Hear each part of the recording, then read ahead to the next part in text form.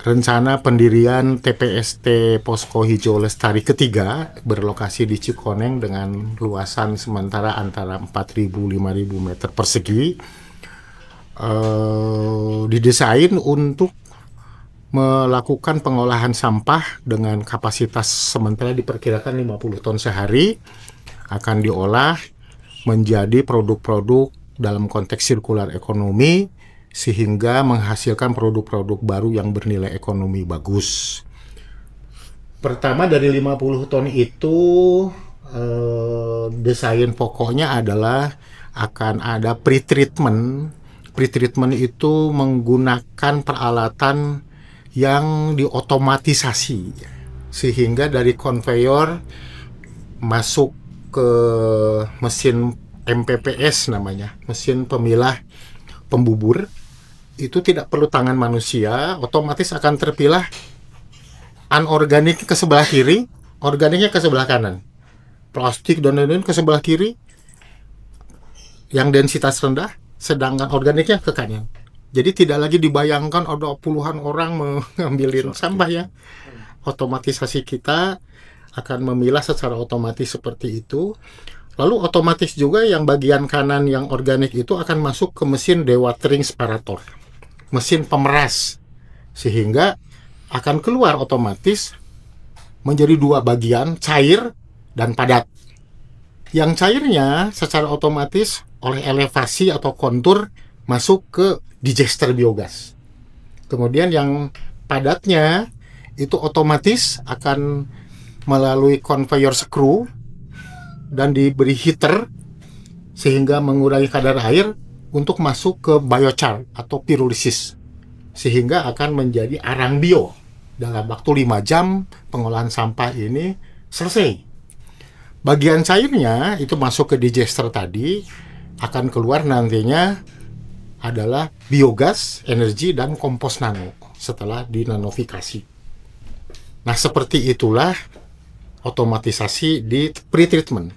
Sedangkan yang anorganik kemudian dimasukkan ke dalam mesin pirulisis sehingga akan menjadi satu arang yang berkalori tinggi, bisa di atas 5.000 kilokalori per kilogram, yang dilanjutkan nanti dengan briketisasi. Mungkin itu ya Pak, yang menjadi gambaran besarnya. Walaupun ini pun masih ada sub dari pengolahan ini. Misalnya kita punya kapasitas mesin yang berikutnya adalah mesin pengubah kaleng-kaleng, limbah kaleng menjadi blok plat aluminium atau batang aluminium. Pak Didi, silakan Pak Didi. Sonson dan bapak-bapak yang lain, mohon izin dulu Pak. Ini saya jelaskan dulu proses yang bisa melebur dengan yang dari TPS Posko Hijau Lestari ya. Ini dari Nawasena. Kemarin kita rapat dengan tim dari Nawasena. Jadi dari mapping ini itu nanti dapat dilihat nanti apa saja kan. Peralatan mesin apa saja yang nanti Pak Indra Nawasena ini akan diturunkan ke Cikoneng gitu kan. Turun ke Cikoneng. Nah, ini mungkin sama yang dari konsep dari Pak Sonson gitu kan. Ada organik itu 70, itu 30 ya, salah. 30. Ya 30 yang kanan. Nah, ini kan dari bawah itu kan jadi setelah ada mesin separator itu yang gibrig gitu kan. Jadi ada organik itu jadi bubur, lalu Bapak tadi udah jelaskan biodigester dan lain-lain, proses biochar, biometan, listrik, biochar gitu kan. Nah, di sini yang anorganiknya 30% ini itu pengolahannya. Ya kan, nanti ada proses caca. Itu kan, proses caca ini nanti lalu dipadatkan jadi briket pelet yang sampah ini, yang kemarin ini dari sampah. Itu jadi briket sampah dan ini contohnya pelet ya, sampah. kalau mau ada yang lihat. Yang kotak besar itu, pelet sampah.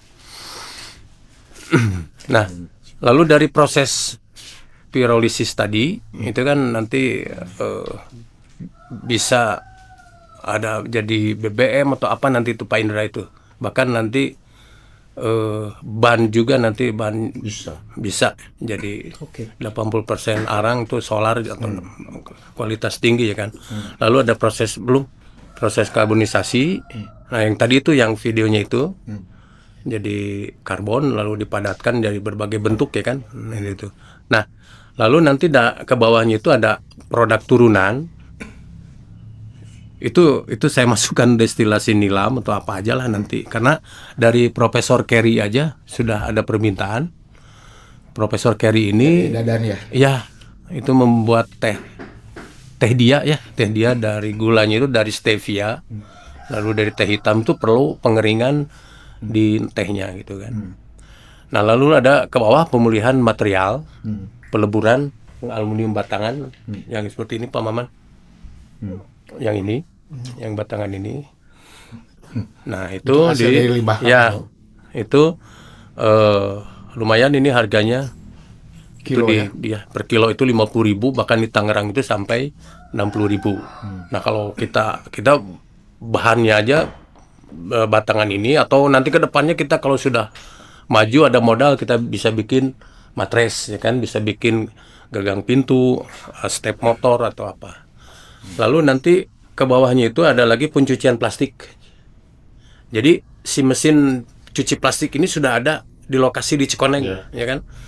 Nah itu kita bisa jasa maklun dulu. Jadi orang nanti bawa karung karbut atau karung boncos, kita cacah, lalu kita cuci dan sudah menjadi segini, sudah terurai. Nah ini diterima oleh pabrik biji plastik itu sekilonya 6.000. Jasa plastik, jasa cucinya 2.000.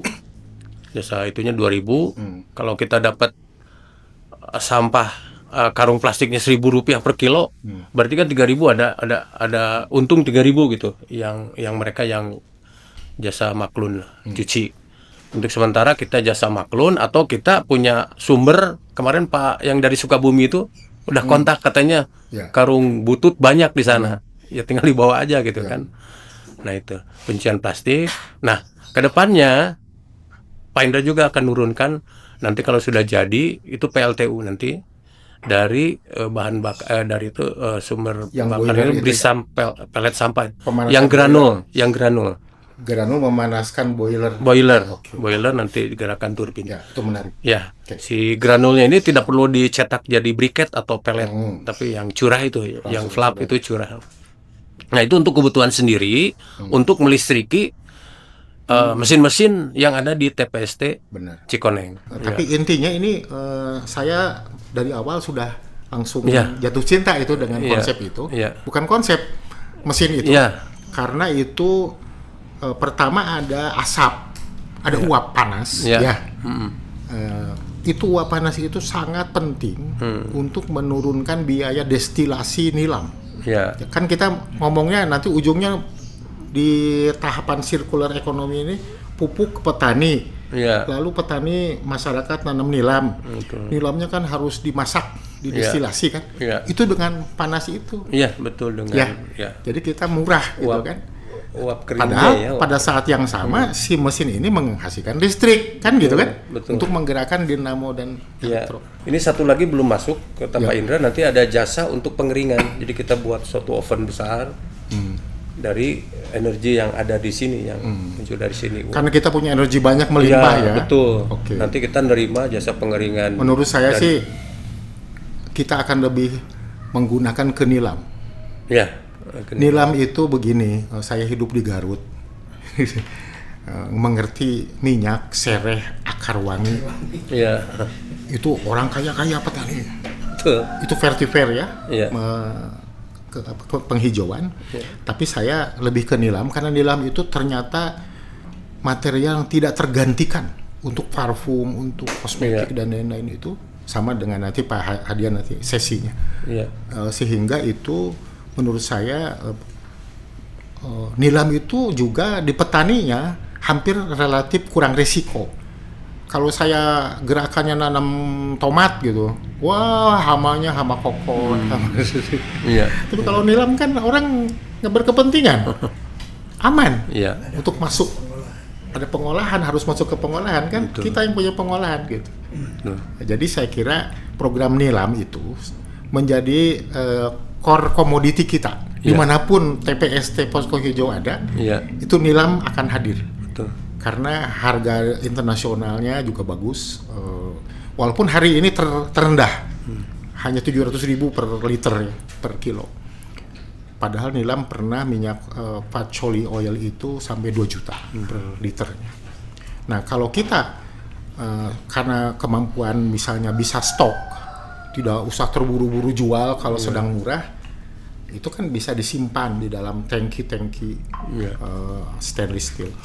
Oke. Nah karena itu sekarang saatnya Pak Hadian menyampaikan ide gagasannya kaitan dengan Sacha Oil. Apa yang bisa dengan cerita ini kira-kira slot masuknya di mana Pak Hadian? Oke, Assalamualaikum warahmatullahi wabarakatuh. Alhamdulillahirrahmanirrahim, hari ini bisa menyempatkan bertemu dengan Pak Sonson, Pak Maman, Pak Dedi, dan saya pikir ini ide yang sangat brilian ya dalam pemecahan masalah atau solusi yang dihadapi semua daerah di Indonesia, utamanya mungkin kota-kota besar. Dan kalau melihat ini, ini solusi yang sangat bagus, dan kebetulan kami juga mengembangkan Sacha Inci yang sekarang pengembangannya juga ya, alhamdulillah juga semakin membesar, dan terdapat irisan di dalam proses ini, utamanya juga dalam pengolahan limbah. Jadi kami juga sudah melakukan riset untuk cangkang Sacha Inci yang dikombinasikan dengan rami. Ini menghasilkan briket dengan kalori di 6.445. Dan ini akan menjadi kombinasi yang baik karena ya nanti ke depan mungkin industrialisasi juga akan terus membutuhkan energi murah dan ramah lingkungan, yang terjadi circular dari sampah yang terbuang menjadi satu energi yang tadi bahkan mungkin bisa berlimbah, sehingga kita punya competitive advantage dari harga pokok produksinya. Sehingga ini akan menjadi satu produk yang akan bisa bersaing.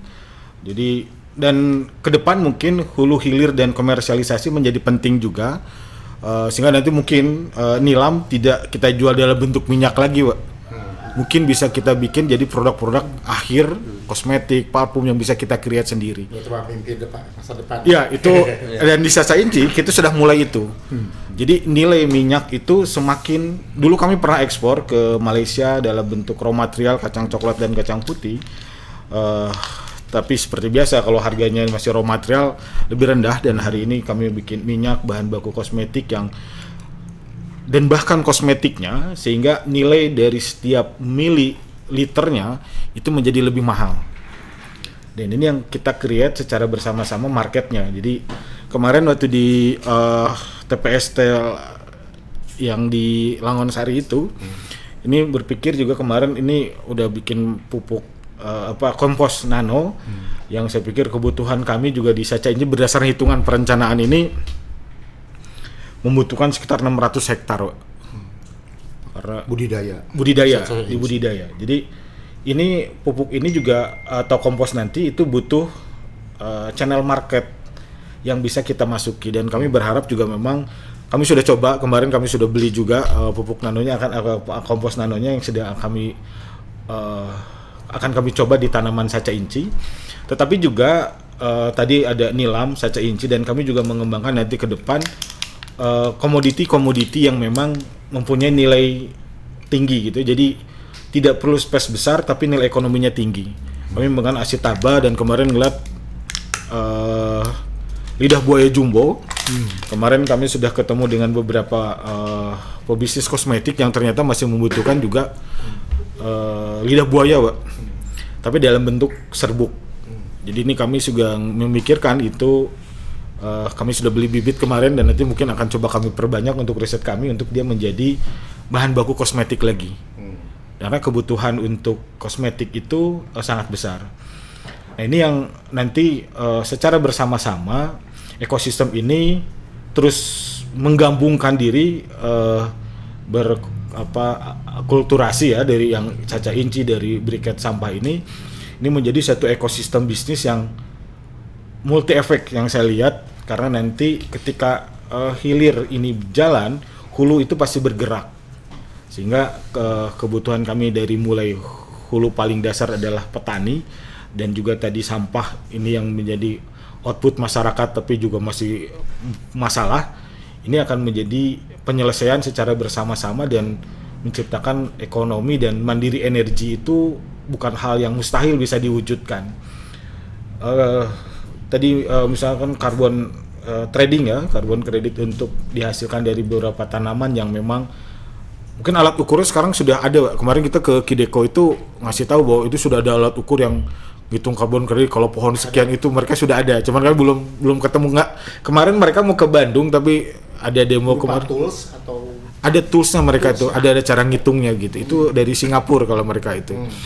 Jadi ini akan menjadi potensi besar ketika mungkin kita mampu juga menghitung karbon trading yang dalam 1 hektar nilam atau berapa yang bisa kita, atau melakukan tumpang sari dengan beberapa tanaman, saca inci dengan nilam, atau nanti juga kami butuh juga di landscape pertanian itu dengan rami misalkan, atau itu akan menjadi ekosistem. Ini sedang secara bertahap sedang kami desain. Jadi kami memang fokus sekarang untuk pengembangan pabrikasinya, karena dari sisi budidaya, pabrikasi atau manufaktur, dan sampai marketing dan distribusi, ini satu kesatuan yang nanti harus disupport juga dari sisi finance. Ini yang sedang kami kolaborasikan 4 pilar ini, untuk termasuk juga tadi saya lihat ada investasi di TPST yang punya nilai ekonomi sebenarnya bagus gitu, dan itu tidak bisa dipisah-pisah. Tapi walaupun tempatnya misah, tapi ini satu kesatuan yang nanti dibikin grand master plan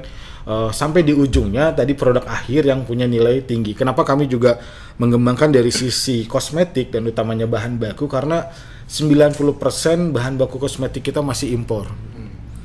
Jadi yang selalu saya ada khawatir adalah di luar membeli bahan baku ke kita dalam bentuk raw material atau simplisia saja. Balik ke Indonesia ternyata dalam bentuk kosmetik atau bahan baku kosmetik yang punya nilai tinggi. Jadi kalau modelnya begitu, kita akan selamanya jadi ya tidak bisa berkembang gitu. Artinya terbatasi oleh harga, terbatasi oleh sebaran produk gitu. Tapi kalau kita sudah sampai ke hilir dan bentuk produk-produk turunan yang mudah-mudahan daya dukung akademisi itu yang beberapa yang sangat support utamanya di Fakultas Farmasi di Unpad, ini kami mengembangkan banyak produk, dan sampai kami buat salah satu produk untuk support pendamping kemoterapi cancer. Jadi beberapa kombinasi alam Indonesia kami kombinasikan, saca inci, kurkumin, mangostin, dan brazilin dari kayu secang. Ini sudah kami create dan sudah mendapat license dari BPOM, Mbak. Itu yang sedang kami akan pikirkan untuk produk massal. Jadi hulu hilir sampai produk akhir ini memang akan menjadi grand master plan yang nanti dalam prosesnya setiap langkahnya itu adalah serpihan puzzle yang akan membuat gambar yang indahnya itu. Jadi itu kita bikin gambar indahnya nanti secara bersama, masing-masing memberikan puzzle-puzzle itu untuk menyusun gambar itu menjadi satu kesatuan yang utuh. Jadi ini luar biasa, menyempatkan waktu juga ini untuk informasi, dan ini ya amazing gitu ininya. Mungkin itu Pak. Ini okay. Sebelum ke Pak Maman ya, saya coba mengkerucutkan dulu nih. Kalau tadi kita bicara pengolahan sampah jadi kompos nano, jadi biokar, jadi briket sampah, itu kita sebut primer, produk primer ya. Ketika ini dilanjutkan dengan circular economy, misalnya diserahkan ke petani, nanti keluar tanaman nilam, lalu nilamnya dijadikan minyak nilam, ini sekunder ya. Kalau di saca inci itu, petani ini ada pupuk kompos, ada biokar, ada bibit, kamu tanam, lalu saat panen dibeli bijinya. Oleh Pak Hadian kan 20.000 per kilo ya. 20.000. Sampai sini dulu, ini produk sekunder dari konteks TPST ya. Maksud saya ingin memotong dulu Pak Hadian. TPST jangan terlalu sampai ke tersier ya, yang betul. Pak Hadian bahas itu jadi kosmetik bla bla bla, ini tersier ya. saya ingin praktis dulu, berhenti di sekunder. Artinya, kalau petani menyerahkan tanaman nilam, ranting dan daun, diolah di TPST itu, keluarnya adalah produk sekunder minyak nilam patchouli oil. Kalau petani menyerahkan walaupun bukan ke TPST, kecuali kalau TPST-nya, kecuali kalau pabrik Pahadian mau pindah ke TPST. Tapi nggak butuh energi ya, pemanas. Nanti mungkin akan butuh, itu yang coba kami pikirkan, efisiensi energi nanti. Kalau butuh pakai broiler atau apa yang nanti ada di sana gitu kan, pindahin aja ke TPST gitu kan. Tapi kalau tidak kan Soekarno-Hatta nggak terlalu jauh. Jadi petani diarahkan menjual biji saca incinya ke Soekarno-Hatta gitu kan, dibeli 20.000 per kilo. Lalu jadi minyak dan lain-lainnya itu sekunder. Tersiernya masih belum kita bahas, tidak akan kita bahas dulu saat ini ya. Jadi singkat katanya, kita akan berhenti dulu di secondary product. Jadi dari misalnya kan di daerah Bojong Soang itu banyak sawah, banyak petani ikan. Formulasi ikan, formulasi pakan ikan, formulasi pakan ayam diserahkan ke petani, lalu kita nerima telur. Karena resiko untuk bagi hasil telur itu sudah kami kalkulasi kecil. Artinya kan nih petani yang punya kandang ayam 1.000 ekor, ini saya serahin pakan tiap hari, nggak bayar telurnya besoknya, blacklist, resikonya rugi sehari kan gitu. Beda dengan kalau udah panjang tahunya masalah gitu kan. Jadi saya menetapkan formulasi pakan dari, kalau ada sampah dari Horeca, hotel restoran mengandung protein tinggi, ditambah dengan saca inci, itu akan menghasilkan telur omega kan. Jadi itu kan kita bukan ngomong akan, kan sudah kan dengan Haji Wario berapa ribu sekarang kan misalnya. Jadi sudah teruji, bahkan sudah ada hasil labnya ya. Ada hasil labnya bahwa dari saca inci di mix dengan formulasi pakan kita itu bisa menghasilkan telur omega yang sekarang dijual per butirnya Rp4.000 telurnya. Karena kandungan omega tinggi ya. Bahkan lebih tinggi dari standar Eropa ya. Ya, di Eropa 300 mg per 100 gram, kita 355 mg per 100 gram. Jadi kita ada hasil lab terpercaya lagi apa? SIG, Pak. SIG ya. Jadi udah bagus lah. Oke, jadi kita berhenti di sekunder ya. Oke, kita berhenti di sekunder sampai sana. Maka dikaitkan dengan konteks ini, keunggulan kita nanti adalah ketika kita memasak nilam, energinya dari diri sendiri, tidak beli keluar. Padahal untuk memasak 100 kg nilam itu selama ini 10 kubik ya? 10 kubik. Untuk 100 kilo itu, masak nilam itu bisa 12 jam. Terus gitu kan, api 10 meter kubik, kayu bakar. Jadi kalau kita nanti destilatornya 500 kilo gitu, kan kalau menggunakan sekarang masyarakat itu 50 meter kubik, itu digantikan oleh brisam. Kita akan punya efisiensi yang sangat tinggi. Lalu kelebihan kita di TPSN nanti, ketika si tanaman nilam dari petani itu datang, itu kan harus dikeringkan. Kita pakai dryer dengan energi itu. Kemudian harus dicacah. Kita ada mesin pencacah di TPSN biasa paranti sampah, pindah pakai nilam. Setelah masak, itu ada masalah lagi yang sekarang ada di industri nilam yang lain itu adalah limbah masak yang hasil rebusan itu kan padatannya kita akan buat biokar, karang bio. Cairannya kan direbus, masuk ke digester, keluarnya kompos nano dan biogas. Jadi mengapa saya berpikir nilam tadi adalah karena 100% nilam itu yang diambil minyak hanya 4%. Artinya 96% itu limbah. Nah, dalam konteks konsep kita nanti limbah ini akan jadi pendapatan baru. Jadi itulah alasan kenapa nilam. Nah, kaitannya dengan saca inci, bisa nggak Pak Hadian? Seperti konsep nilam, kita ke petani menyampaikan sarana produksi, bukan kompos nano saja. Kita kan punya Yang kedua arang bio. Arang bio itu petani tidak tahu banyak. Arang bio itu saya kenalkan karena saya kedatangan dari Jerman kapan Cak? 2 bulan yang lalu ya. Pak Rose itu GmbH itu mengingatkan saya Eropa dengan Ukraina itu bisa jadi Ukraina itu lumbung pangan karena tanah hitam. Apa itu tanah hitam? Tanah hitam itu suatu proses dekomposisi organik dan fermentasi organik itu membuat tanah hitam. Tanah Indonesia sekarang berwarna, itu nggak subur, itu sakit. Kata Profesor Tualas itu sakit. Dan ada data di Puslitan itu 72% tanah pertanian kita khususnya sawah sudah kandungan C organiknya di bawah 1,5%. Jadi arang bio ini kita jadikan paket dengan kompos nano kepada petani jadi pemotong barter. Jadi pada saat dia nyerahin komoditi misalnya saca inci bijinya 20.000 ya 1 kilo, tapi dipotongnya Bapak ngambil kompos nano sama arang bio.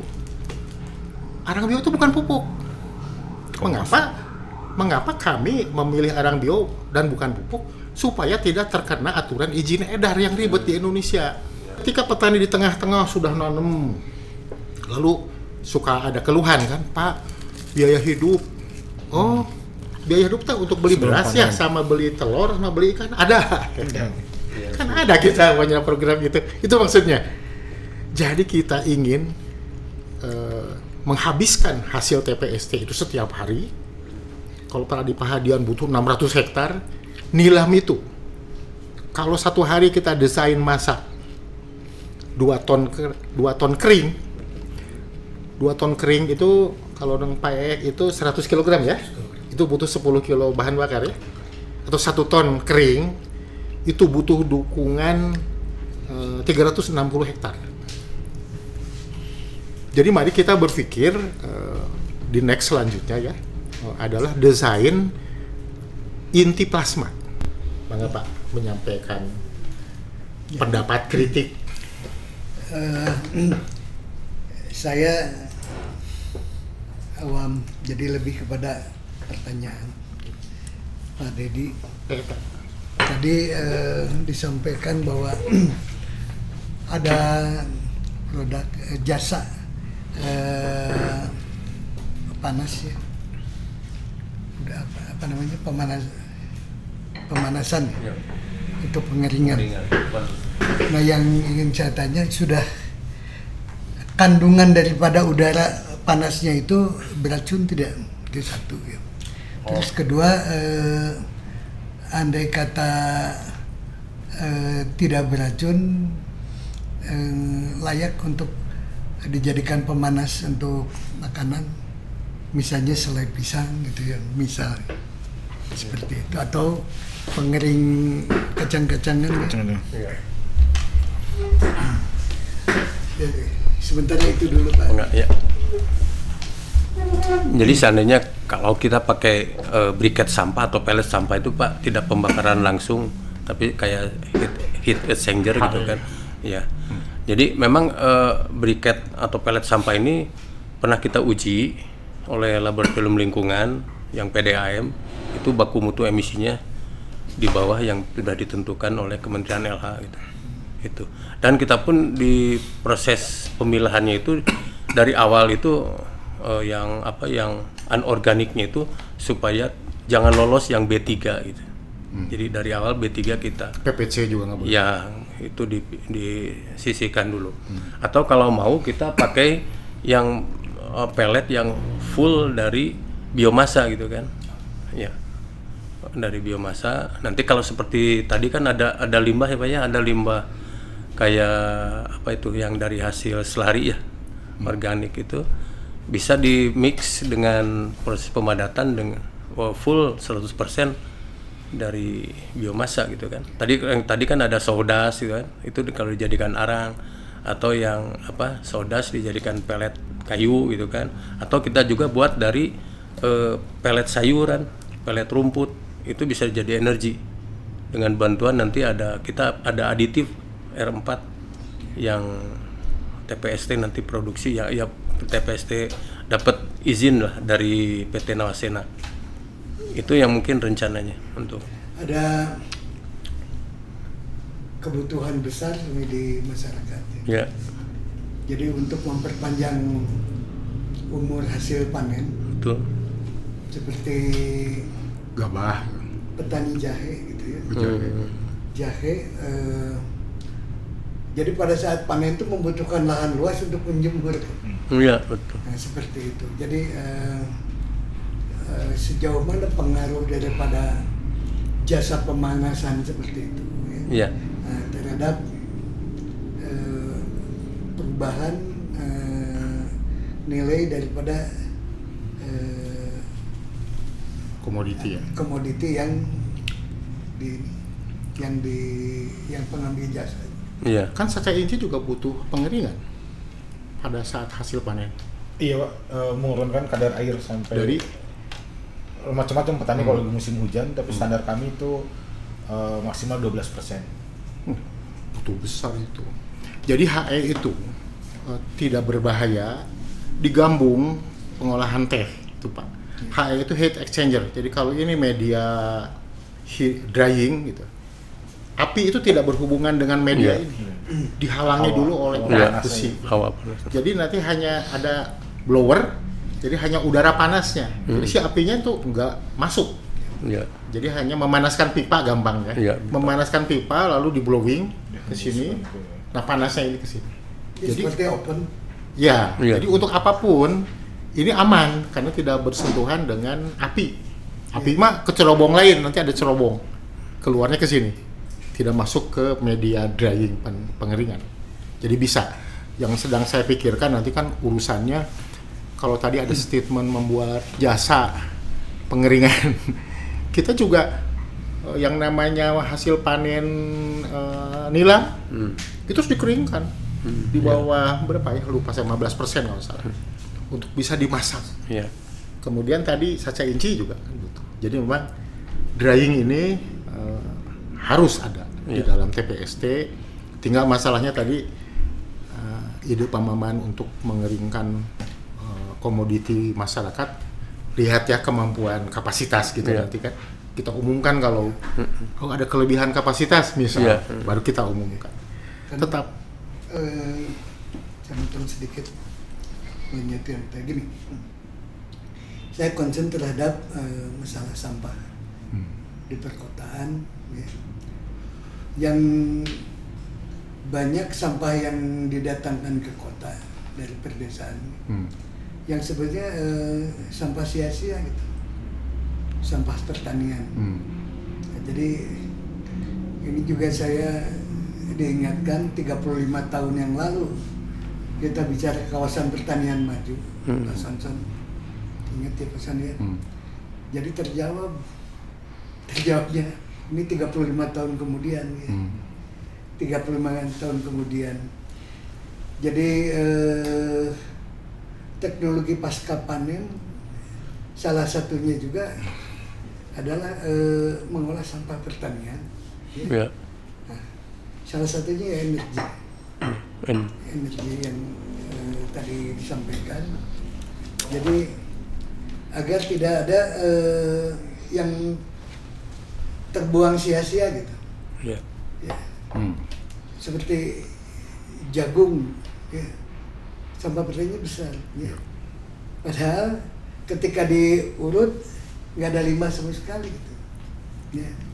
Nggak ada ada yang jadi pakan, ada yang jadi dan sebagainya. Nah teknologi ini barangkali yang nanti dibutuhkan oleh koperasi unit desa yang perdesaan itu pasal Merah putih. merah putih. Ya. Jadi itu bukan saja teknologi dibutuhkan untuk di perkotaan, pasar-pasar atau di lingkungan, tapi juga di pedesaan. Nah, jadi kalau tadi sistemnya itu adalah diperlukan sharing masyarakat, saya kira dalam satu desa aja, dalam satu ya, itu sangat dibutuhkan. Iya. Jadi pengering padi ya pesan, pengering jagung, pengering biji-bijian. Nah, tapi juga yang mungkin butuh tertentu pengering yang langsung jadi makanan, kurma contohnya. Nah itu kan butuh pengeringan yang kemudian ya pemanasan ya, yang kemudian yang bisa langsung dimakan. Ulah atau bisa punya kurma di TPST atau jijik, walaupun tidak apa-apa, Iya, nggak tapi apa-apa. image. Ya artinya kacang Kalau masih komoditi kayak jagung gitu kan mungkin nggak terlalu. kacang tanah. Jangan new end consumer. Produk pertanian kita kan kacang tanah ini besar. Dan pasca panennya juga kacang tanah itu kan kalau kedelai jadi tempe, ini kan jadi oncom ya kacang tanah itu. Nah itu salah satu produk yang bagus di masyarakat. Benar, Pak Maman, bahwa limbah terbawa dari pertanian ke kota itu karena pertanian tidak maju. Harusnya kawasan pertanian maju. Itu saya teringat Kan di Singapura aja, dari Johor itu nggak boleh dong masuk ayam hidup dipotong di Singapura, nggak mungkin. Itu sudah fillet. Kemudian sapi, ya, Iya. sudah fillet. Dari beras tagi, sayur-sayur sudah dikemas dalam kemasan end product seperti di supermarket kita sekarang. Itu sampah itu adalah styrofoam. Nah kalau di Indonesia ada akar, ada bagian di pasar dipotongan lagi, dibersihkan lagi, terus itu berantai. Itu adalah limbah pertanian, limbah pangan, yang sehingga untuk memahami ini bukan jurusan TL, ini jurusan pertanian. Ya, bukan jurusan TL. Untuk memahami ini, Pak. Nah dengan adanya kondisi itu maka TPST kita tadi ada warna-warna pertanian gitu kan. Kenapa ya ada pengolahan jadi biogas, jadi kompos nano, yang seharusnya itu dilakukan di pertanian. Di Amerika, di Eropa, di mana-mana itu selesai di kebun. Nah tahun 90 Pak Sonson tuh pernah mengangkat Jawa Barat itu lebih daripada 1 juta hektar tanah itu tidak produktif, gamblung dia. Jadi sama sekali tidak menghasilkan. Nah, saya kira tidak jauh berubah dari tahun 90 ke Tidak jauh berubah. sekarang. Sampai Jadi isu ini masih aktual untuk diangkat. kita mengapa tadi mengembangkan penawaran investasi, Pak? Karena kalau ke bank di pagi-pagi belum menghasilkan, apalagi ya TPST ini susah, gitu kan. Jadi kita sebenarnya ada hal yang lebih besar dari sekedar mendapatkan modal. Ada keinginan saya mengajak partisipasi masyarakat. Kalau misalnya Bapak sebagai nasabah koperasi ya, menyimpan simpanan sukarela, merasa punya dengan TPST itu kan, dan memang mendapatkan keuntungan dari pengolahan itu. Kedua, mengembangkan konsorsium. Jadi kita welcome kalau ada pihak-pihak yang bergabung memberikan share natura maupun in natura gitu kan, dalam bentuk mesin atau apa, atau berupa uang. Nah, saya ingin agak sedikit menyampaikan sesuatu yang jadi masalah kita adalah sebenarnya begini. Di belakang TPST 3 ini saya mendapat penawaran 3 lagi TPST yang sudah berdiri, sudah ada mesinnya, tinggal operating. Baik, kalau dari saya lebih ke yang sudah berjalan di TPST Lamansari ini memang menarik banyak ini apa namanya perhatian dari masyarakat, khususnya kemarin banyak yang berkunjung dari penggiat petani organik misalnya. Mereka memang sangat terbuka dengan adanya TPST karena produk-produk yang kita hasilkan ternyata itu yang mereka butuhkan saat ini. Mereka sempat ada yang memang berhenti menjadi petani organik katanya karena memang komposnya susah dicari, mahal dan yang lain sebagainya. Tapi saya akhirnya kemarin ngobrol-ngobrol bisa secara terbuka mereka mengetahui konsep koperasi di sini itu seperti apa. ya kalau mereka mengikuti gitu kan sebagai anggota koperasi atau seperti apa untuk hasil panennya itu mereka tidak harus bingung harus kemana. Jadi TPST ini tuh selain untuk mengelola limbah ya tadi diharapkan bisa menerima manfaat dari masyarakat yang ingin menjual produk-produk misalnya yang tadi dari tanaman nilam yang mereka tanam. Jadi kan semuanya merasa ada kepemilikan gitu dalam TPST ini. Harapannya ya di TPST yang lainnya meskipun nanti kapasitasnya lebih besar ya Pak, itu harapannya bisa menarik lebih banyak orang yang akan bekerja sama gitu. Itu udah. Jadi memang begini Pak, mohon juga mendapat sokongan ya. Saya membuat model Langonsari itu ini sedang transisi dikelola dari PT ke koperasi desa. Jadi yang akan mengelola ini nanti sepenuhnya koperasi desa Merah Putih. Harapan saya dengan adanya model yang harus sukses ya, kemudian bisa ditularkan ke koperasi-koperasi Merah Putih seluruh Indonesia. Karena bahan baku dan masalahnya sama di seluruh Indonesia sama. Iya. Marketnya sama. Nila mau tanam di Papua juga boleh, bisa. Gitu misalnya. Jadi captive kan ininya ya. Iya. Marketnya tersedia di desa. Marketnya captive. Bahan bakunya captive. Iya. market Iya. Karena daripada sekarang dari Menarik. atas Koperasi Merah Putih itu didesain untuk melaksanakan usaha-usaha mandatori. Jualan beras, bulog, LPG ini. Itu teh untungnya berapa? Saya udah melakukan di sini, nguji. Beli dari beras bulog 11.000. Diangkut tuh dari Cipamokolan ke sini 500 kilo gitu. Biayanya sekian, terus harus ada tempat, harus ada ngelayani. Itu nggak akan lebih dari 300 rupiah per kilo. Sedangkan pembelinya sedesa itu, desa sebelahnya juga sama. Ditugaskan untuk menjual itu kan, harus BLUD Pak, tata caranya itu.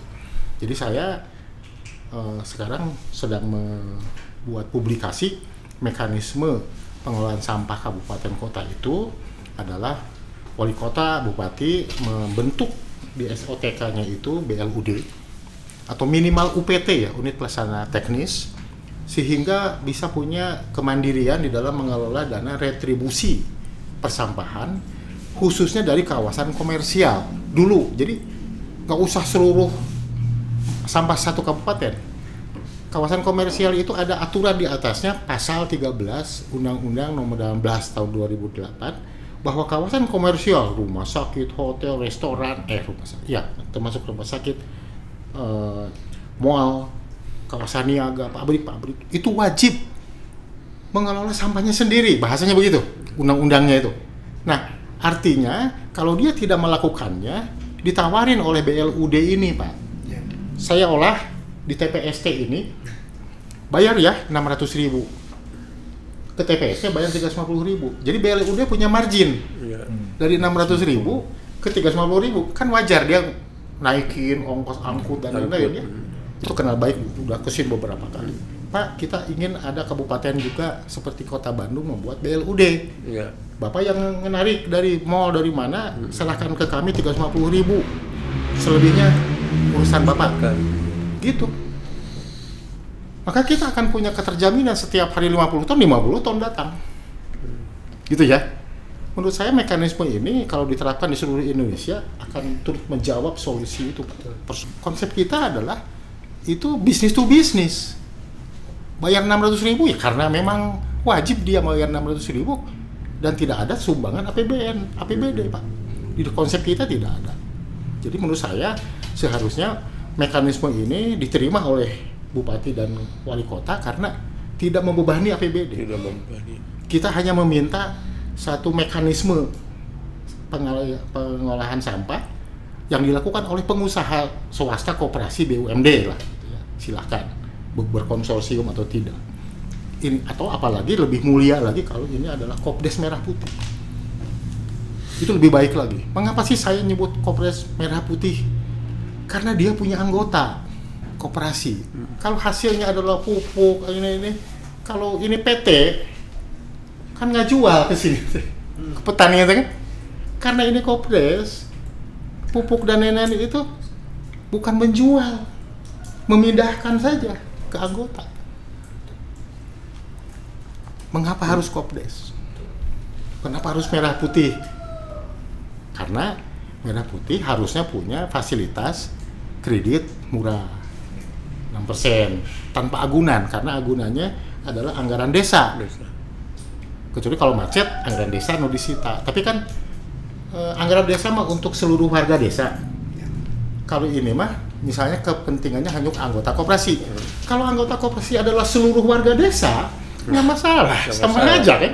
Hanya pindah pencatatan saja.